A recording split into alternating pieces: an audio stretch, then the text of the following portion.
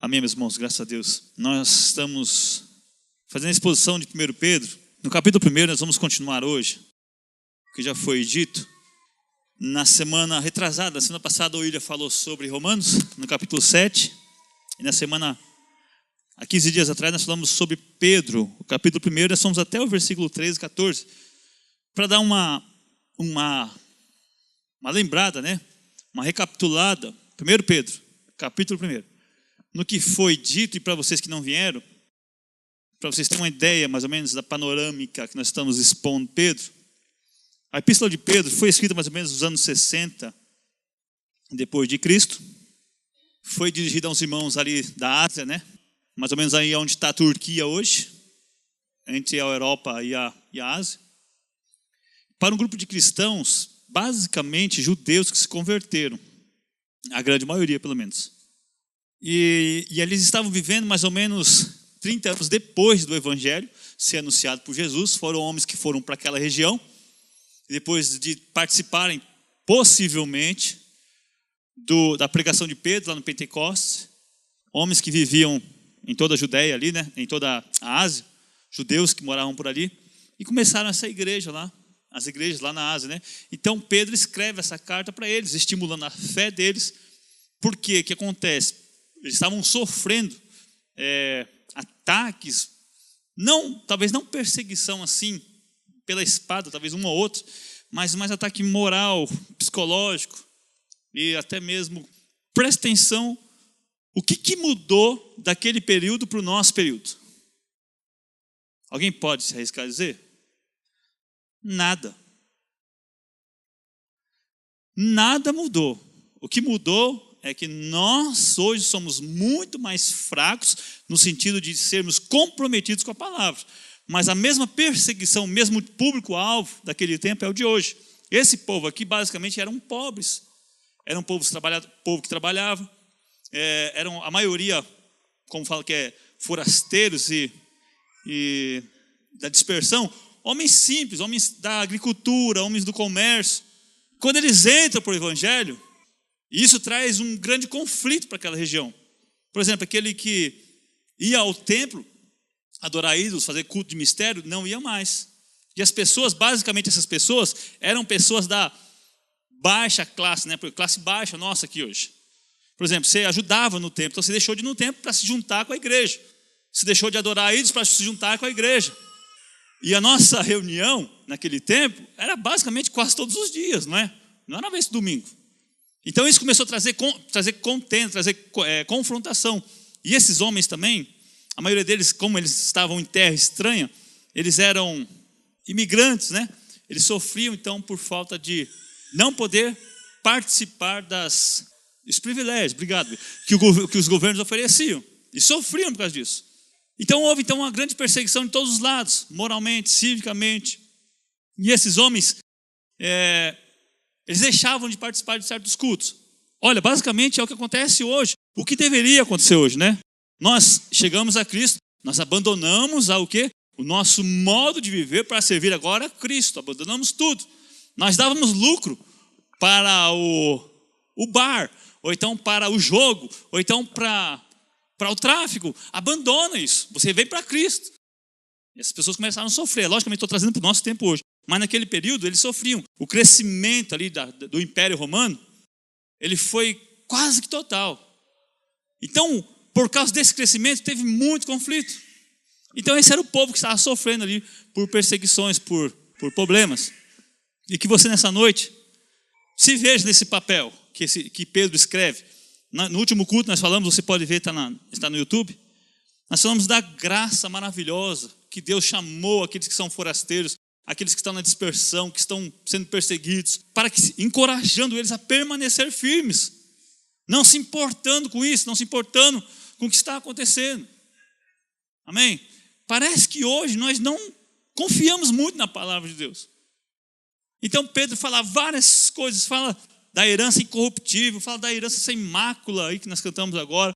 Então ele fala muitas coisas, como se dando um pontapé para estimular a força, dar força ao Alex que está, que está fraco. força a Vanessa, força para estimular. Olha o que vocês estão perdendo. Vocês foram chamados para essas coisas. Vocês foram chamados para as coisas eternas. Agora, então, na segunda parte do texto que nós vamos falar hoje, ele começa então a confrontar por que vocês não devem ver dessa maneira, como vocês devem se portar na igreja de Cristo, ou então na sociedade, ou então no meio do povo, ou então você mesmo. Amém? E uma estratégia, uma conotação que ele dá para aqueles que são de Deus, está no versículo 13 de 1 Pedro. Ele nos fala assim: por isso cingindo o vosso entendimento. Ou seja, se enchendo de conhecimento, a sua mente deve estar cheia da palavra de Deus, deve estar cheia dessas verdades. Cinjam a vossa mente com a verdade. E o que é a verdade? A palavra de Deus é verdade. Sabe quando nós ficamos fracos? Quando nós deixamos de conhecer a palavra. Nada te fortalece. Nós estávamos conversando ontem, né, Solange? Porque, se eu tivesse isso, se eu tivesse aquilo, você não vai se fortalecer com coisas desse mundo, a não ser com a palavra de Deus. Pode estar o Paul Washer aqui pregando para vocês não vão se fortalecer. Se vocês não entrarem, não conhecerem, não se deleitarem pela palavra, não se alicerçarem pela palavra. Não adianta, podia estar Pedro lá. Pedro foi um dos, talvez, missionários que foram nessas igrejas. E o povo estava assim, cabisbaixo, tropeçando, errando.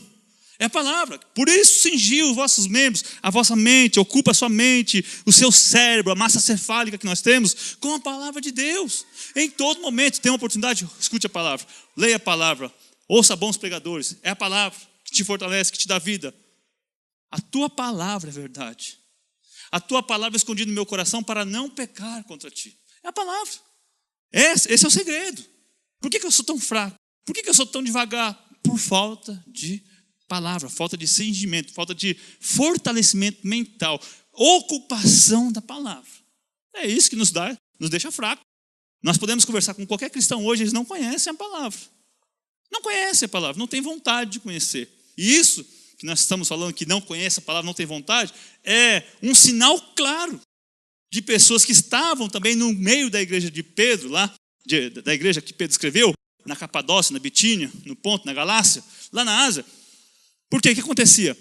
Viram o evangelho, viram o cristianismo, viram a igreja, e muitas pessoas não gostavam da religião que permeava a sociedade, e viram que o cristianismo é diferente. Então se infiltraram no cristianismo, mas não nasceram de novo. Eu não concordo com o homossexualismo. Não concordo com esse governo, então eu vou para o cristianismo. Muitas vezes é por isso que nós estamos também com problemas na nossa igreja, porque a maioria que está lá não é cristão, não ama a palavra, não quer a palavra. Então, o primeiro ponto é: cinjam as vossas mentes com a palavra. Esperar inteiramente, se ocupe inteiramente com a palavra de Deus. Vamos no versículo 14. Como filhos da obediência, não vos amoldeis às paixões que tinhas anteriormente na vossa ignorância. Como os filhos de Deus, você é filho de Deus. Então a sua moldura, aquele engessamento do seu corpo foi quebrado. Aquele molde do velho homem não pode mais ser buscado por você. Não vos amoldeis aquilo passado, mas ao contrário. Nós temos que se revestir do novo homem, que se renova pela palavra, de dia a dia, crescendo de glória em glória, a estatura de Cristo. Não é verdade? Não podemos abrir mão desta verdade, dessa luta que nós temos que ter. Não podemos nos amoldar em pensamentos, em atos, em atitudes, em ocupações, em amizades. É muita coisa, meus irmãos. O cristianismo, gente, presta atenção, é radical. Ele vai interferir no seu comportamento, na sociedade, em tudo.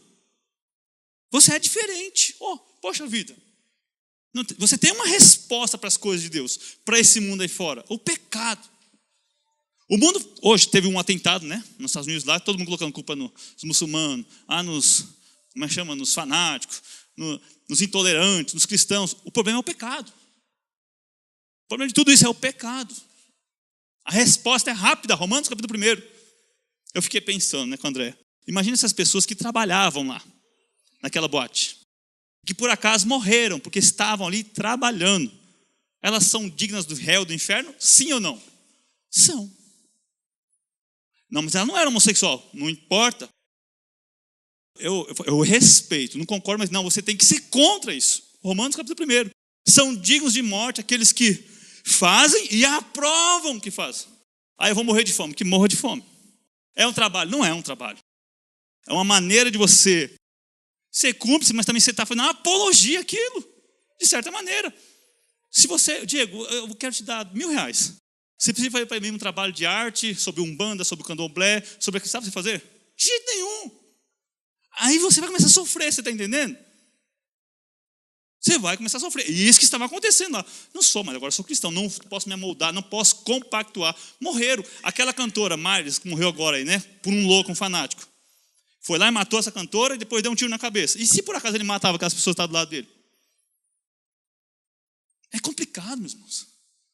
Vocês não podem. A Bíblia fala assim que você tem que fugir de toda aparência do mal. Aquilo ali é uma coisa que glorifica a Deus? Qual é o fim daquilo ali? A glória do homem. A idolatria. Você não pode fazer parte, só isso. Nós temos que se afastar de toda a aparência do mal. Então Pedro fala assim, vocês não podem se amoldar novamente como vocês viviam naquele tempo da ignorância, porque vocês foram libertos. Vocês agora são homens e mulheres separados, vocês ouviram o evangelho. E nos primeiros versículos aqui vocês entenderam, estão entendendo o que vos aguarda, que glória que vos aguarda. Pena que vocês não estiveram no outro culto, né? Pelo menos a maioria. Mas o que vocês aguardam? Vamos passando. Pelo contrário, segundo é santo, aquele que o chamou, tornai-vos santos também. Vós mesmos, em todo o vosso procedimento. A santidade do cristão, ela transborda de dentro para fora. Você vai ser contra as trevas. A luz que está em você impede que as trevas, que você concorde com as trevas. Todo procedimento do cristão deve soar como aquele rapaz ali. Ele é diferente. Aquela moça ali, ela se porta diferente. Mesmo que te taxe de santarrão, de louco, de fanático. Esse é o texto. E por que nós temos que participar dessa maneira? Porque, versículo, a resposta, 16. Porque está escrito, sede santo, porque eu sou santo. É um paradoxo meio doido que esse povo vive aí fora, sabe? Os cristãos ali fora. Inclusive alguns da igreja aqui, que Pedro escreveu, alguns irmãos. Por que eu devo ser santo? Porque Deus é santo. Quando eu vou no estádio de futebol, por que eu devo levantar na ola? Porque eu estou no lugar apropriado para fazer a ola, né? Todo mundo, né? Então você concorda com aquilo ali, certo? Se Deus, que é santo, te chamou das trevas para a luz, para que você fosse o quê? Santo como Ele é santo. Buscar a santidade como Ele é santo. Você se adapta agora à nova maneira de viver, porque Ele é santo. Ele não é profano. Ele não é promíscuo. Ele não é mentiroso. Ele não é falso. Quer dizer, é simples o fato de entendermos, se eu sirvo a um Senhor que me dá ordens, me dá exemplos de santidade, de que maneira que eu tenho que viver? Em santidade. É simples. Eu estou seguindo alguém que é o quê? Santo. Então eu não posso ser alguém que não é santo. Não posso segui-lo, não bate. A sua maneira de viver mostra o quê? Que você segue a um Deus santo. Talvez vai ficar mais claro agora. No versículo 17. Ora, se invocais como Pai aquele que sem acepção de pessoas julga segundo as obras de cada um, portai-vos com temor durante o tempo da vossa peregrinação. Antes de falar do Pai aqui, do que nós devemos fazer, interessante que Pedro aqui, como ele escreve a muitos judeus, os judeus não tinham costume de chamar Deus de Deus, como você tem costume. Ele usava um atributo de Deus, o santo, o criador, o poderoso. Por quê? Eles tinham temor de infringir o terceiro mandamento, não usar o nome de Deus em vão. Nós estamos usando o nome de Deus em vão, será? Nessa reunião à noite? Será que nós estamos aqui nessa noite verdadeiramente querendo aprender desse Deus santo? O respeito, o temor que é devido a esse nome? Será que nós não estamos quebrando esse mandamento de forma licenciosa, libertinosa, usando o nome de Deus de maneira de ostentar, sendo que você não quer viver para esse Deus? Então essa é a preocupação da igreja. Não podemos usar o nome de Deus em vão. no sentido de querer tirar vantagem de uma palavra, de uma promessa, de um cântico, é de tantas coisas. Eu sigo ao Deus verdadeiro e o coração está profano. A alma deseja outras coisas, usando o nome de Deus em vão. Mas agora, presta atenção. Ora, se vós invocai como Pai, aquele que sem acepção de pessoas julga segundo as obras de cada um. Quando Deus estava diante de Caim e Abel, eram dois filhos de Deus. Eram duas pessoas que estavam ali apresentando um culto a Deus. Ele estava ali oferecendo a Deus um tributo. E há uma confusão muito grande que eu não consigo compreender. Uns falam que é porque não foi o cordeiro. Porque Abel ofereceu o cordeiro. Meu irmão, não estava nem revelado ainda. Nem os anjos sabiam que ia ser o evangelho. Então, essa compreensão não bate, na minha concepção. Porque Abel ofereceu o cordeiro, o outro ofereceu legumes e verduras. A questão não é o que eles estavam oferecendo. A questão era o comportamento de Caim que não era adequado. Ele julgou segundo as obras, porque as obras de Caim eram más. Ele queria ostentar, ele queria ter o aplauso de Deus, e no sentido, o problema não é receber de Deus a aprovação, que nós temos que buscar a aprovação de Deus, sim. A questão é que ele não vivia de acordo com aquele culto que ele estava oferecendo. Por isso que Deus rejeitou. Olha, hoje o culto aqui na igreja, hoje é ceia do Senhor, hoje é uma hora de tributo, mas você se preparou nesse dia? Você se guardou nesse dia? Não é questão de fazer obras, meus irmãos. É questão de gratidão, de preocupação, de ter um encontro com Deus. Então ele julga, esse que você chama de Pai, ele julgará cada um de nós aqui, segundo as nossas obras. Deus não é um Silas, que vai chegar na Juliana, se ela fizer uma coisa errada, não, filho, está tudo bem, está tudo bom. Querendo encobrir o erro, que eu não faço isso. Mas como muitos pais e mães fazem isso, né? Deus julga sem acepção de pessoas, sendo filho de Deus ou não. Se você fala que é filho, ele te julgará como filho. Ele pedirá de você contas, porque ele é o quê? Santo. Então, em toda a sua maneira de viver, durante todo o tempo da sua peregrinação, se portem com temor. Com temor. Ele vai julgar-nos, meus irmãos, ele não vai fazer acepção. Não, pelo menos o Diego, pelo menos o Renato estava na igreja. Não, ele não é assim. Meu filho, quantas vezes você teve a oportunidade de conhecer-me na palavra? Quantas vezes foi pregado na terra? Quantas vezes foi falado para você? Você nunca teve vontade. Você nunca se portou com decência. Você nunca se preocupou em ter temor. E Deus fala para Caim. Porque Caim, quando teve a resposta negativa de Deus, ele ficou enfurecido. E Deus, com muito amor, sabe o que ele falou para Caim? Se por acaso você não mudar o seu proceder, você acha que eu não vou recebê-lo? A questão é essa. A questão é que nós devemos mudar o nosso proceder com Deus. Deus não executou Caim, Deus não matou Caim na hora. Falou, Caim, muda. Saia desse tipo de comportamento, mude. Olha, eu sou Deus, o Criador. Eu não vou te matar, mude. É claro que nós conhecemos, né, a história, lógico, a doutrina, o que estava por trás disso, mas esse é o chamado para todos nós aqui nessa noite. Você acha que por acaso, se vocês não mudarem o comportamento, eu não vou encher vocês de graça? Claro que vou. Então não deixe que o seu semblante caia, igual Caim. Ao contrário, que você seja repreendido pelo Senhor e fale, vou mudar. Que bom é estar diante desse Deus. Deus é poderoso. Nós seguimos a um Deus tão poderoso, aquele que não faz acepção de pessoas. Como nós nos atrevemos a não mudar o nosso comportamento? Pedro fala, vocês devem mudar. Meus irmãos, não se deixem levar pela onda, pelo que está acontecendo aí fora na sociedade. Não mudou nada, meus irmãos. Aquele período é o mesmo período de hoje. As tribulações daquele tempo são as mesmas de hoje. Vocês devem se esforçar para me conhecer pela palavra.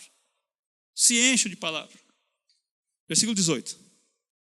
Sabendo que não foi mediante coisas corruptíveis como prata ou ouro que fosse resgatada do vosso fútil procedimento. Essa palavra fútil, da vossa ignorância, da vossa maneira vã, da vossa maneira promíscua, que todos nós vivíamos.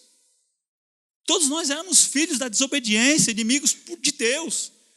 Nós odiávamos a Deus. Vocês estão pensando que vocês foram resgatados com o quê? Com coisas perecíveis? Com o ouro do Bill Gates? Do Zuckerberg? O homem mais famoso, talvez, da história, né? Criador do Facebook agora, depois de Jesus Cristo. Vocês acham mesmo? Você acha que foi com coisa corruptível? Foi com aquilo que o ladrão pode roubar? Que a ferrugem pode corroer? Não, meus irmãos. Não foi esse preço que vocês foram resgatados. Do vosso fútil procedimento. Meus irmãos, não é que vocês faziam alguma coisa boa para Deus. Não tinha uma obra boa na humanidade. Não tinha ninguém bom. Ninguém. Não tinha uma pessoa que conhecia Deus.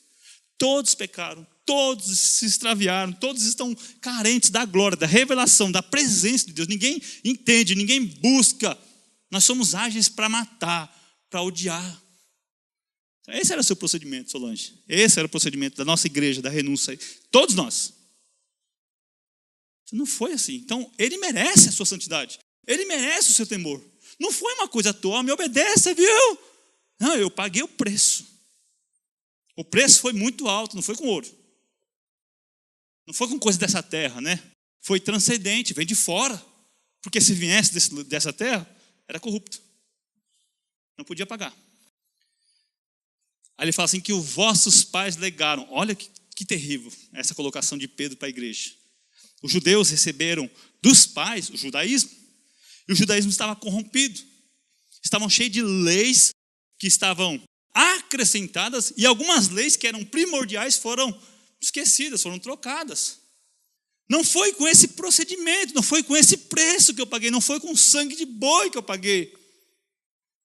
Não foi com coisas banais, que eu vos livrei do vosso fútil procedimento que os vossos pais deixaram para vocês. Olha o que os nossos pais nos deixam nessa terra. A sociedade deixa o que para os filhos? Seja rico, estude, trabalhe, tenha dinheiro, se divirta, curta a vida.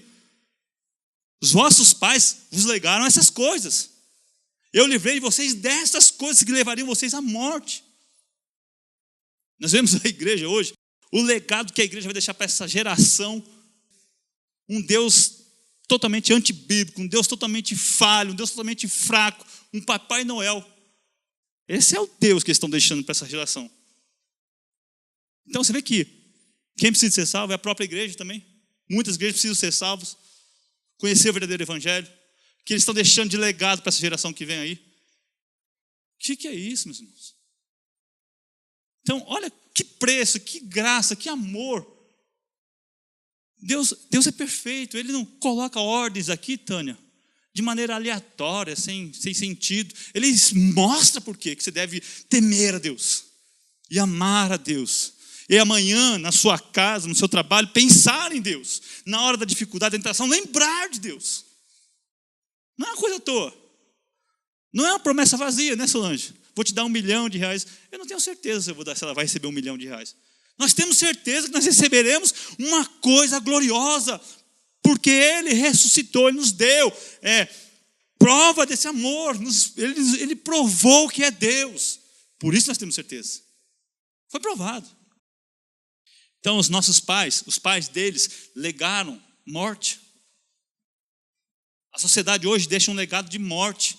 Há uma discussão muito grande sobre o ensino nas escolas, nas faculdades, o marxismo, né? Esse é o legado para essa geração. Morte. É desse legado que Deus nos salvou. Do comunismo, desse ateísmo aberto. É desse legado que Deus está salvando a Giovana, a Rebeca. Desse legado de morte. Então é algo poderoso, maravilhoso. Onde estamos aqui, 19. Mas foi pelo precioso sangue, como nós falamos agora, como de cordeiro sem defeito, sem mácula, o sangue de Cristo. Agora eu quero voltar um pouquinho aqui, no versículo 4, olha para trás. Para uma herança incorruptível e sem mácula. E ele foi oferecido sem mácula. Nós falamos no outro culto, quero repetir, que o nosso culto, o nosso viver, é um culto coxo, manco e com mácula. E a promessa é que nós receberemos de Deus uma dádiva, uma recompensa, um tesouro, uma herança sem mácula. Você oferece a Deus uma coisa coxa, né? Com seus defeitos, por causa do pecado. Você recebe de Deus o quê? Uma coisa perfeita, sem mancha, sem mácula. Olha a diferença de Deus, um poderoso Deus que nós temos. Porque assim Ele se ofereceu. Então assim Ele nos dará todas as coisas perfeitas. Não há como você colocar quem tem como pensar 1 centímetro, 1,1 milésimo de defeito naquilo que você vai receber. Porque tudo que nós fazemos aqui, nosso culto aqui hoje, está meio, sei lá o quê, pensamentos, eu sei que tem pensamentos aqui. É um culto coxo que nós estamos oferecendo. Amém? Deus sabe a nossa falha, mas é um culto coxo. E Ele vai dar o quê? Uma herança incorruptível. Uma herança sem mácula. Como um cordeiro sem defeito, que nós deveríamos oferecer para Ele nessa noite. E Ele olha para nós e fala assim, esse povo não consegue, deixa eu salvar eles. Deixa eu levar eles para o céu. Eu vou dar para eles aquilo que eles não conseguem dar para mim. Aquilo que você não consegue dar para Deus, Ele vai dar para você. Fica tranquilo. Um culto, uma adoração perfeita no céu nós daremos a Ele. Nós seremos transformados. Nós seremos modificados. Aí nós poderemos dar. E Ele foi oferecido assim, sem mácula, o sangue de Cristo. Conhecido com efeito antes da fundação do mundo, porém manifestada no fim dos tempos, por amor de vós. A finalidade, a salvação das vossas almas. Por finalidade, que vocês sejam alcançados por esse amor. Por amor de vós foi revelado o Evangelho. Não foi por amor aos anjos, aos principados, às potestades. Foi por amor de vós. Vocês que estão sofrendo, parece que eu vejo Pedro falando assim, aqueles irmãos naquelas casinhas simples, Não tinha energia elétrica, não tinha internet, não tinha livros e mais bíblias. Hoje nós temos Bíblia para todo lado, mas ninguém lê. Naquele tempo era muito difícil ter uma Bíblia, pessoas sedentas de palavra. E Pedro escrevendo para eles que foi por amor a vós que foi revelado o Evangelho. Que coisa maravilhosa. Quem se importa comigo? Solange, olha quem você é. Olha você, William. O que é o homem para que Deus se lembre dele? O que é o homem? Por amor a vós. Foi por isso que Ele derramou o seu sangue. Versículo 21, vamos adiantar. Que pelo meio dele, de quem? De Jesus, desse sangue, desse sacrifício, desse conhecimento, por meio dele tem fé em Deus. Vocês têm hoje fé em Deus. Vocês hoje podem conhecer a Deus. Vocês podem ter ligação novamente com Deus. Por meio dessas coisas. Qual ressuscitou dentre os mortos e lhe deu glória. Lhe deu glória. Abra comigo João 17, rapidinho. João 17, versículo 24. Pai, a minha vontade é que onde eu estou, estejam também comigo os que me deste, para que vejam minha glória que me conferiste, porque me amastes antes da fundação do mundo, para que eles vejam a minha glória. Por amor de vós, eu orei ao Pai para que vocês vejam a minha glória. Meu Deus do céu, nós queremos ver a glória de Barack Obama, desses cantores mundanos, do futebol, do cinema, de tanta coisa. Olha o que Deus está querendo mostrar para nós. A glória de Cristo. Vê como nós somos tão tolos, meus irmãos. Tão vagarosos no procedimento. Nós somos assim. Nós somos. Eu não consigo nem imaginar o que é a glória de Cristo. Alguém consegue imaginar o que vai ser aquele trono? O que vai ser aquele céu? Você consegue? Não consigo imaginar.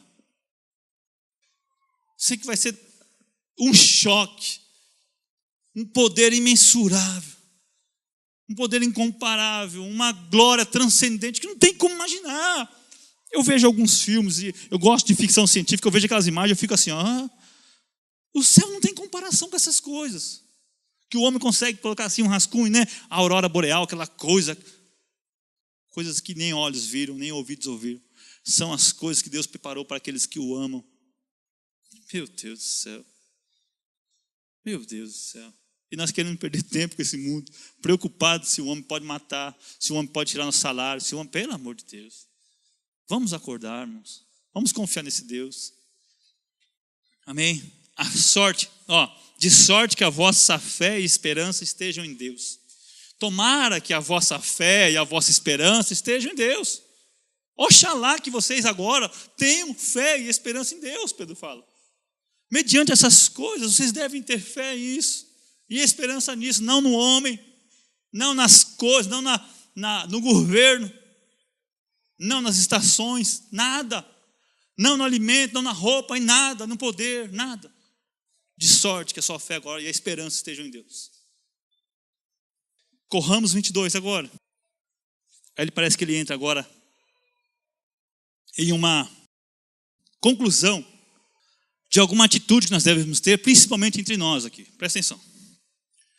Tendo purificado a vossa alma, ou seja, agora que vocês receberam o Espírito Santo, agora que a vida de vocês não é mais uma vida natural, é sobrenatural, vocês foram purificados. A ignorância, a futilidade foi lavada, foi tirada. Agora que a vossa alma foi purificada, agora, pela obediência à verdade. Como posso ter a alma purificada? Obedecendo à verdade, amando a verdade, conhecendo a verdade. Não vou ter paz, não vou ter descanso nunca, não vou vencer o vício, não vou vencer nada, porque eu não fui lavado pela obediência da palavra. Não vai ter paz. Por isso que tem um ditado assim, que é melhor ter uma masmorra, como chama? Estar no deserto com Cristo do que estar em um oásis sem Cristo. É muito melhor você estar no meio do deserto, onde não tem nada, com Cristo, do que estar no oásis, cheio de água, cheio de belezas, sem Cristo. Vocês devem obedecer a palavra. Vocês devem buscar a palavra. Por quê? Você fazendo essas coisas, tendo em vista o amor fraternal, não fingido, amai-vos de coração uns aos outros ardentemente. Meus irmãos, abra comigo lá, por favor, Isaías 50, Isaías 55, 10.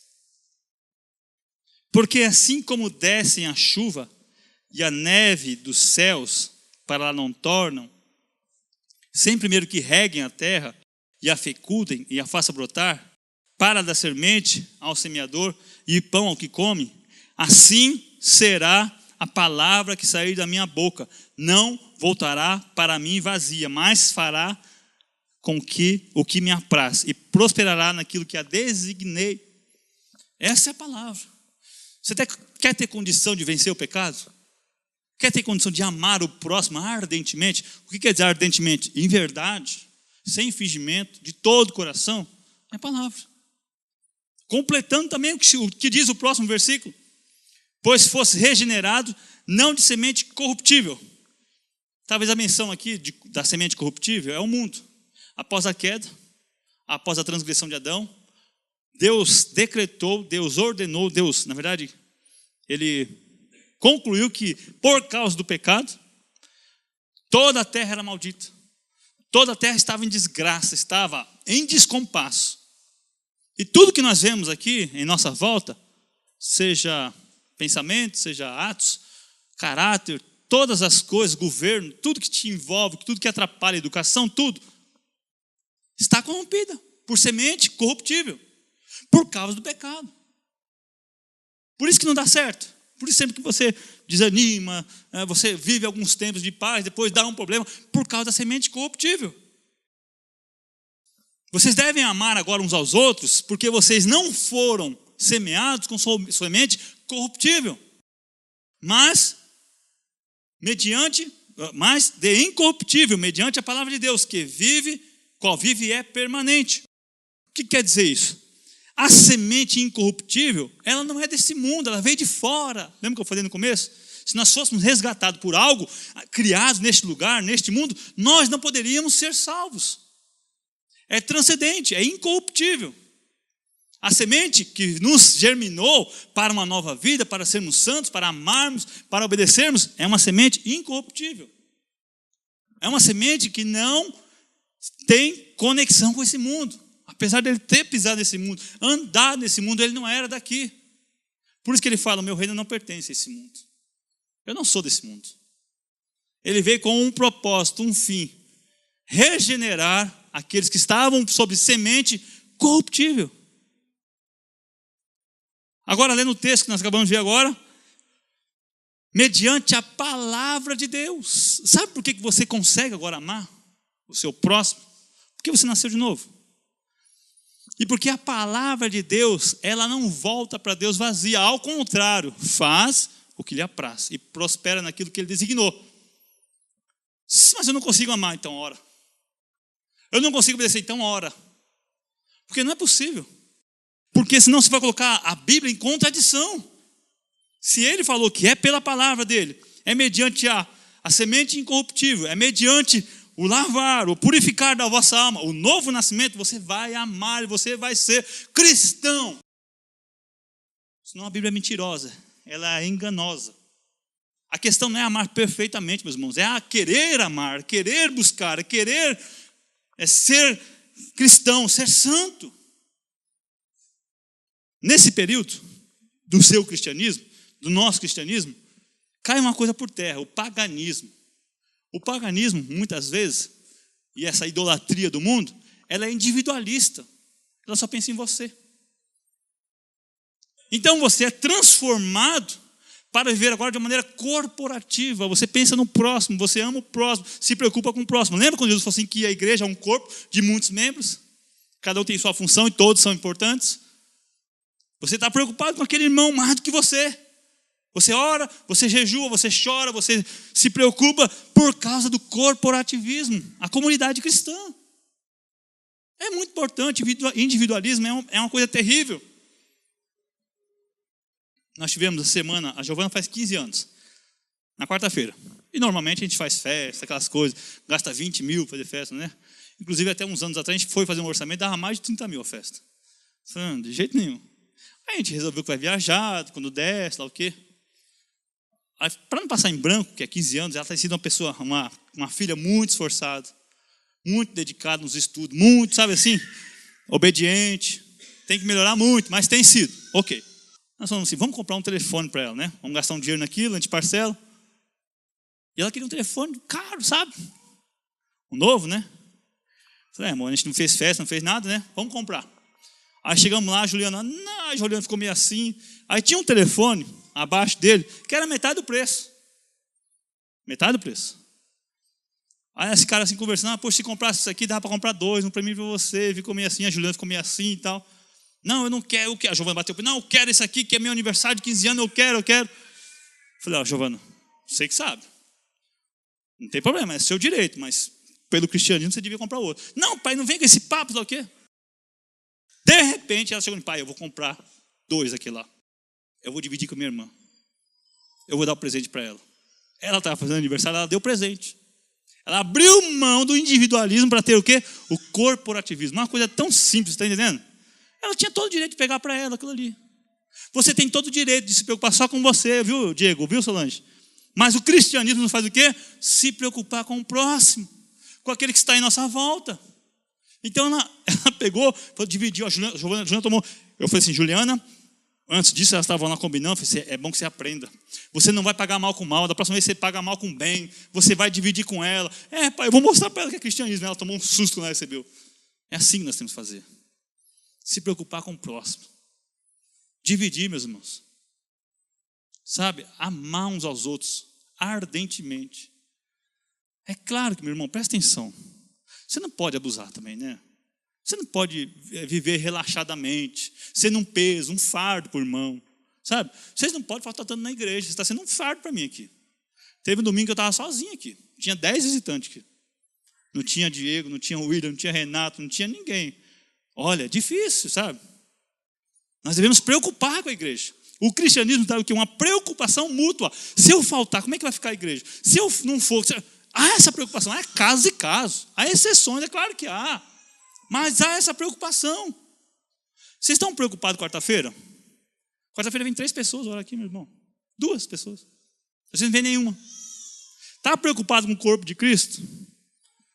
Está preocupado com o que ele está achando disso? Mas é difícil. É difícil. Foi difícil descer do céu e salvar você, meus irmãos. Isso foi difícil. Há sacrifícios. Lembra que a gente fala que o caminho é estreito e a porta é estreita. São poucos que acertam por ela. É estreito. É estreito. É com muita dificuldade, é com muita luta que se entra no céu. E vem cá, e quem está perdendo com isso? Você acha que sou eu? Você acha que é a igreja? Não, somos nós. Você está orando na sua casa 1 hora por dia? Todo dia na semana? Não pergunto, não precisa responder. Se está, amém, mas não seria melhor orar todos juntos aqui, todo mundo chorando, ouvindo a palavra? Faça um esforço. Sabe? Ajuste o seu calendário. Coloque ali a obra de Deus. Estar com Deus, ter comunhão com Deus como prioridade. As outras coisas você arruma. Você ajusta. Você pode passear, você pode se divertir, pode. Tudo para a glória de Deus, é claro. Mas tem coisa que você não pode abrir mão. Imagine a sede desses irmãos nessa igreja aqui de ter uma comunidade como essa, um lugar fechado, gostoso, climatizado. Está frio, a gente liga o aquecedor, está calor. Meus, vocês são privilegiados, meus irmãos.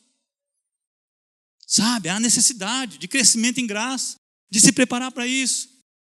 Isso é uma questão de amar ao próximo ardentemente. Será que se eu não for, rapaz, quem que vai ficar na igreja? Essa preocupação. Essa preocupação. A questão é amar a Deus. Vocês foram purificados, as vossas almas agora podem fazer isso. Agora podem fazer isso. Tem uma referência, eu quero ler com os irmãos. Deixa eu ver se eu acho aqui, senão não vou ler não. Sim, está em João 13, 34. E meus irmãos, a gente fala alguma heresia aqui? A gente prega alguma mentira? A gente está querendo ganhar fama? Não. Então por que não há esse desejo de estarmos aqui juntos? Olha essas igrejas como é que estão lotadas, essas igrejas loucas, igrejas nécias. O povo não falta no culto. O povo está lá dia após dia, 7 horas da manhã, 9 horas. E nós sabendo a verdade, conhecendo a verdade, lavados, verdadeiramente conhecedores da verdade. Vivemos de maneira como se fosse uma coisa assim, de qualquer jeito. Versículo 34. Novo mandamento vos dou, que vos ameis uns aos outros, assim como eu vos amei, que também vos ameis uns aos outros. Agora o 35 é um tapa. Nisto conhecerão todos que vocês são os meus discípulos, se tiverdes amor uns pelos outros. Acabou a conversa. Acabou a conversa. Sabe o amor cobre multidão de pecados? Amor pelos irmãos, amor por Deus. É esse amor que cobre multidão de pecados. Você só ama o próximo quando você ama a Deus, em primeiro lugar. Você só ama o próximo, só ama a Deus se você nascer de novo, em primeiro lugar. Se você for regenerado, se você ouviu a palavra, se você se aprofunda, se preocupa na palavra. É isso. Bem, vamos lá. Pois toda a carne é como erva, e toda a sua glória é como a flor da erva. Cerca-se a erva e cai sua flor. A questão é da idolatria. O nosso corpo é um templo de glória. Nós buscamos glória para o nosso corpo. E a Bíblia fala assim que o nosso corpo é como uma erva. Toda a sua glória, todo o seu fulgor, ela é passageira. A nossa preocupação é de estarmos bem, não é verdade? Não, porque eu preciso pagar minhas contas. É lógico, isso é legítimo, isso é correto.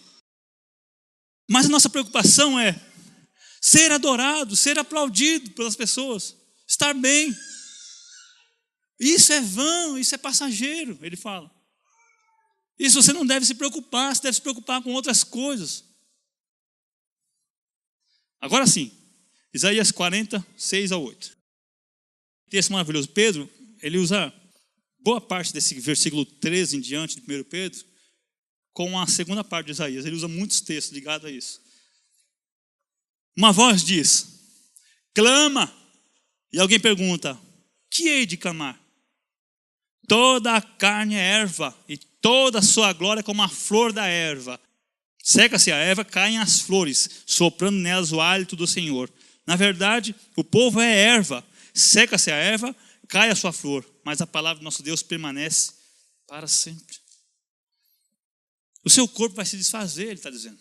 A sua morada terrestre, essa peregrinação, vai ter um fim. Ela é muito rápida, ela é muito passageira. Não pense que você vai durar para sempre, sabe? A gente vive de uma maneira como se a gente fosse viver para sempre. Você acha que eu vou viver quantos anos? Eu fico pensando, não sei não. Acho que não vai ser muito não. Então essa preocupação em viver, e ficar firme, de ter, de fazer. Clama, exclama, fala, anuncia que o ser humano é como uma erva rasteira. Presta atenção, erva rasteira. Não é árvore grande não, viu? Não é aquela árvore, aquela Jequitibá que é enorme. Não é mangueira, não. É erva rasteira que nasce e passa. Ela morre, ela passa. O corpo, nosso corpo, nossa vida é assim. Mas a palavra do Senhor, ela tem poder de trazer você não deixar que o seu corpo permaneça na morte. Ao contrário, a palavra do Senhor que nós devemos temer, não a morte, não idolatrar nosso corpo, mas amar o Senhor. A palavra do Senhor é para sempre. Versículo 25. A palavra do Senhor é para sempre, pois permanece eternamente. O nosso corpo, a nossa estadia é temporal. As suas preocupações são temporais. Você está perdendo muito tempo. Está se preocupando demais, meu irmão. Está se preocupando demais. O que é permanente, o que é para sempre, é a palavra de Deus. Passarão os céus e a terra, todas as coisas, tudo se desfarão, mas a minha palavra permanece para sempre. O que eu falar é eterno. O que eu disser é eterno. O que eu fazer é eterno. Nós temos colocado nossa esperança em nós, no que eu posso realizar, no que eu posso ter.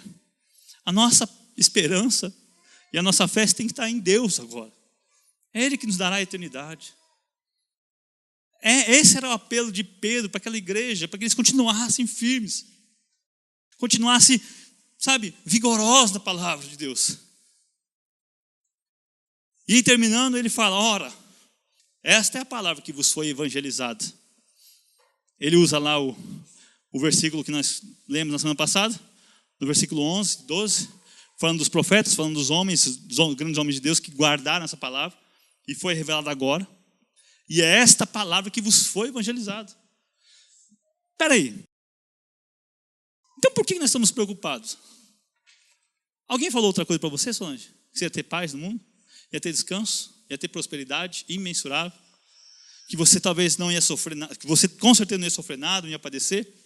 Não, essa palavra vos foi evangelizada. Que a nossa vida é rasteira, é rápida, é breve. Que nós somos peregrinos, que nós somos dispersos, que nós vamos sofrer, que nós vamos padecer. Mas pela palavra de Deus nós seremos o quê? Eternos com o Senhor. Foi essa palavra que foi evangelizada a vocês. Creiam nisso. E Ele deu prova disso. Amém, meus irmãos? Deus abençoe, meus irmãos. Há uma preocupação muito grande nossa aqui. E a preocupação agora, exata, neste momento, aqui da renúncia, não é que essa igreja vai encher, vai lotar. Não é isso. A preocupação é que estão aqui, sejam fortes, sejam presentes, sejam verdadeiros, sejam santos, sem temor.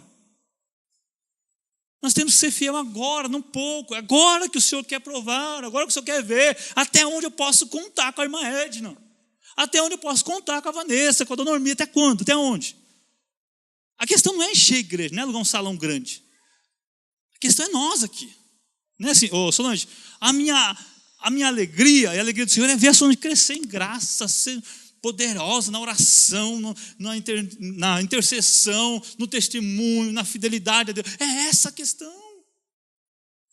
Deus não é levado à numerolatria, mas assim a sua fidelidade. Ele não está preocupado se você pregou para 30 ou 40. Ele está preocupado se você está vivendo essa palavra que vos foi evangelizada, Alex. Deus não está preocupado com a sua esposa em primeiro plano, Alex. É com você agora. Como é que você está? Silas, com a Andréia, com a Tânia. Essa palavra que vos foi evangelizada. Deus está chamando você para ser dele. Para você se alegrar nele, porque o mundo vai te derrubar, vai te matar. Amanhã vai vir outra tragédia, e depois de amanhã outra tragédia. Talvez amanhã você perdeu o emprego, e depois de amanhã você pode ficar doente, um filho pode pegar um câncer, e aí acabou vocês, né? É isso que ele está falando. Olha, presta atenção, vocês estão sendo levados por vento. Uma tragédia pode acometer e o povo cai tudo. Creia em Deus, tenha esperança em Deus. Sejam fortes, sejam, corajosos. Mostrem para que vocês vieram a este mundo para glorificar a Deus, para lutar. É uma guerra sutil, é uma guerra sem espada, sem arma. É você, é sua mente. Ou ela está cheia de Deus, ou ela está vazia de Deus. É amanhã lá, na piadinha imoral, na conversinha imoral, nas coisas imorais que vão te apresentar, e você rejeitando. Opa, sai, acabou. Sai pela tangente, sai. Você é santo. As ofertas, as contradições.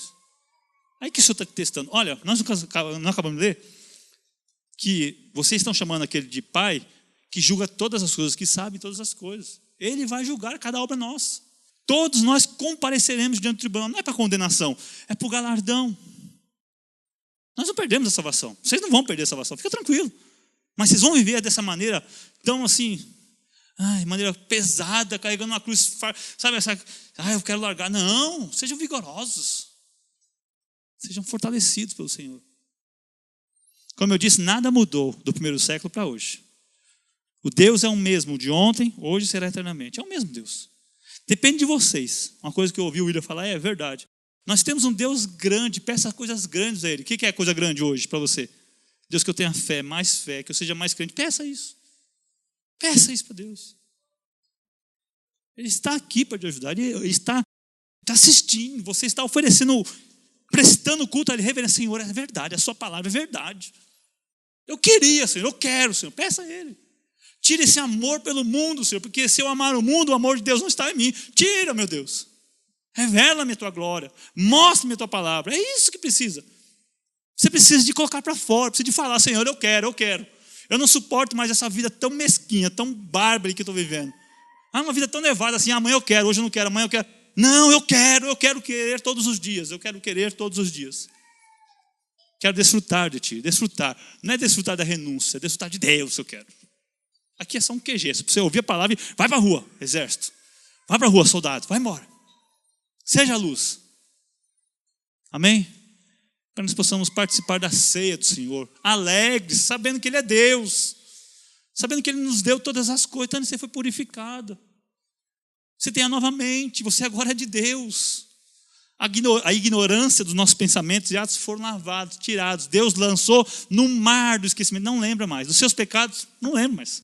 O que você fez, Alex? Não lembro disso não. Deus fala para você, não lembro. Agora viva. Acabou. Esse é o Deus verdadeiro. Deus que faz a obra 100% completa em nossas vidas. Oremos, Pai, mais uma vez te agradecemos, Senhor, por tua infinita graça, bondade, de ter nos amado, ter nos lavado, nos redimido, nos purificado, através da sua palavra, através do sangue do seu Filho, através da sua morte vicária, sem mancha, perfeita, em nosso lugar, Senhor. Deus, nos faça amar ardentemente o Senhor acima de todas as coisas, e a Ti, aos nossos irmãos, Pai, como a nós mesmos, Senhor. Nos faça viver coletivamente para a Tua glória, para o Teu reino, para desfrutarmos dessa irmandade, desfrutarmos, Pai, de um companheirismo nessa estrada, porque os dias são maus, Senhor. Deus, o Senhor enviou 2 no caminho, não foi só um, Senhor. Que nós possamos ter esse pensamento, nós somos o outro que está do outro lado, para caminhar juntos, Senhor. Deus, ajuda-nos a sermos fortes. Pai, nós não queremos pecar, nós não queremos tropeçar amanhã, Senhor. Nós não queremos ter os nossos pensamentos vazios. Espírito Santo de Deus, salva-nos, encha-nos, nos faça lembrar dessas palavras, nos faça viver nessas palavras, nos faça viver para estas palavras, porque a Tua palavra é permanente, é para sempre. As coisas passarão, mas a Sua palavra é eterna, e é nela que nós confiamos. Na sua verdade dita pelo Teu Filho, o próprio Deus em nossos ouvidos, sopradas pelo Espírito Santo. Deus, dá-nos vida, dá-nos força, Senhor, dá-nos amor. Pai, tem misericórdia de cada um de nós, Senhor. Tem misericórdia desse povo, desse Brasil, desse mundo perdido, dessa perversidade que quer matar a igreja, Senhor, que quer acabar com a esperança, Senhor. Nós sabemos que essas hostes malignas do inferno sempre existiram e sempre existirão, mas nós temos aquele que é maior, aquele que está em nós é maior do que aquele que está no mundo. Por isso aqui estamos, Pai, confiando em Ti, na Tua bondade, para sempre. Glória a Deus.